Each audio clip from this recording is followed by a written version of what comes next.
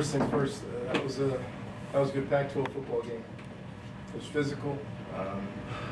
We're talking in there about my old head football coach, Bill Walsh, and he was a big boxing fan, and he boxed, boxed in the service, and we always talk about boxing, and that was a great punch, counter punch, guard yourself, protect yourself, take your shots when you can. Both teams played well and played hard. Both teams had some unfortunate things happen to them, some calls that go against them, but both teams fought back and made plays. Very proud of our guys. They could have played better, obviously, but for us, this is the kind of way we needed to win this football game.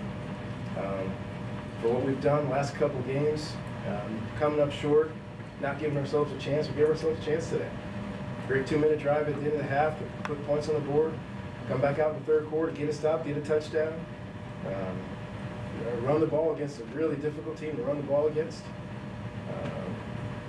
Threw the ball when we needed to, made some big plays. But at the end of the game, defensively, we let them drive once and score, and then we stopped them the rest of the half. So credit to Coach Anderson and his guys, players and coaches, for making it tough on them. Yeah, they got a great quarterback. They made some really nice throws.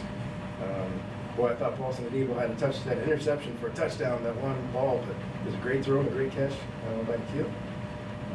But at the end of the game, last possession offensively, people call it conservative or not, the goal is to make them use their timeouts. And you see why at the end. They don't have any timeouts at the end, they can't stop the clock. We tackle them in bounds, they don't have a time, they can't take a timeout to take a shot at the end zone. We're pulling our guys for playing the formula. Questions? Coach, how close was Bryce Love to being 100%? How limited, let me put it this way, how limited was he in this game? He was, it's hard to put a percentage on it. I'd say somewhere approaching 90%, maybe, not quite 90.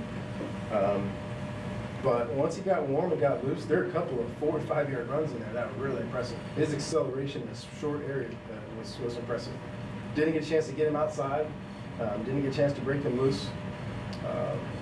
And true to his character, he came back out, didn't think it was that bad. He got retaped, was trying to go back in the game. And I said no. We got a lot of football left. Our other running backs were running extremely well, running hard, making plays. So told him we got a week and a half to get him ready to go again. But that's just who Bryce is. A lot of things going on around the country. And our number 20, he's that little engine that could. And he wanted to get back out there, but it wasn't necessary. He's feeling good. We'll get him ready for our next game. You had that on your final possession there, you did force them to use their timeouts. In the previous possession, you were still conservative then. I was just wondering if you second-guessed yourself at all on that. Previous possession, we threw the ball twice. Well, we threw the ball to threw the ball to JJ, and the quarterback scrambled. There are calculated risks that you take. You want the clock to run when you have a 2-score lead, and many of us in this room have talked about this before, and it's a formula that wins football games. I can't worry about people calling me names. I can't worry about any of that stuff. You've got a 2-score lead midway through the fourth quarter. The pressure's not on us, the pressure's on them. And they got to have 2 perfect drives to get back in the game. They had one good one, and without any timeouts left, they couldn't have another one. So look back at our history and see how many 1-score games that we've had where the team has the ball and it gets stopped as they cross the 50. My guess is there'd be quite a few. how would you characterize the contribution of Trevor Spades in this game as well as Cameron Scarlett? These are guys that are starting caliber running backs. You know, we've got a freak show at number 20, whether he's healthy or not, he's a special back.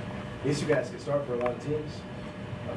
And I think they gave us, once Bryce was out, they gave us a great 1-2 punch where I feel so bad for Cameron. It was just one heck of a run on that screen pass that, you know, we got penalized for. But he made plays running pass. Trevor Spades made plays running pass, catching checkdowns, getting vertical, running through trash, getting enough yards. Love to have more, but once again, similar to that San Diego State defense, These guys are dedicating a lot of guys to both the run and the blitz. So, you know, dropping back and throwing it, we had to be careful, we had to protect ourselves, had to tweak our protections to make sure after the quarterback got hit a couple times. And we did a good enough job. Not our best game, but I love the fact that we fought and we gave ourselves a chance. Last 2 games we played hard, we didn't play smart. And both were 1-score games late in the second half that ended up being blowouts against us. So this game we played a little smarter, played a little better, still played hard, made enough plays to stay in it early, and then get a score in the third quarter, get another score, take a 2-score lead, and now put the pressure back on the other team. Do you know how serious Joey Alfieri's injury was? That's a tough question. It's serious enough for him not to come back in the game. I don't know if he'll miss any time in either games. I don't know for the next couple of days. But thankfully we have a good week and a half for everybody to rest and get recuperated. Is this related to his previous injury earlier in the year? No, not at all. You talked about the importance of running the ball and being able to stop the run. How do you feel like the team did that today? Stopping the run much better. Stopping the run much better. And I don't know what the stats are. I can look at them right now, but we didn't give up the big plays. We didn't give up, you know, the repeated big plays. We were better on the defensive line. I challenged the defensive line this week, and I don't typically do that. Team meeting, I called them out and told them what we needed to do, and also told them we're going to help them do it. We tweaked our practice to make sure that we're better. Dyron Reynolds does a great job coaching those guys. Very specific this week on what we needed from each guy, and it was better. We played better. We played tougher. We played more physical. Thought Lance Anderson called a really good game, keeping them guessing a little bit, with some movement and some blitzes, and our guys played pretty well. You had 3 straight games where offense has scored 0 points in the fourth quarter. Are you happy with the way that you're closing out games there? Or? Kind of answered your own question there, didn't you? Yeah, we'd love to get one more score to end the game. The 2 previous games, we were there. We just screwed it up. This game, we didn't need to. We had two score lead. We needed to get 2 more first downs to end the game. I wasn't worried about touchdowns. We wanted to get 2 more first downs to run the clock out. And we made a couple of critical errors, inexcusable errors in these last couple of drives that cost us just getting ourselves a chance to a third and manageable play to potentially get a first down. But that being said, we're in a position that we didn't need to play perfectly. We need to put the pressure on the other team that they had to play perfectly. We saw some mobility from Costello. What did you think about that? That was great, and it's what he's shown in the past. Gosh, I want to say he had 3 rushing touchdowns a year ago, Right. and a couple of plus 20-yard runs. So his ability to run forward and get down and try to protect himself is great. He pulled the ball and got up the sideline, which was great on a quarterback-driven run. So those are big plays for us. I think he's feeling well enough to do those things, and he was earlier too. A couple times he scrambled early in the year, kind of scrambled sideways and going sideways instead of going vertical. Today he went vertical, got positive yards, and got a penalty and got some more yards tacked on it. Do you cringe a little bit when he does those things and he gets hit pretty hard, like in that last one? Nah, it's football. You're not worried about it? It's football. He's a football player. He's a tough kid. But I don't worry about him. How would you grade the team's execution today?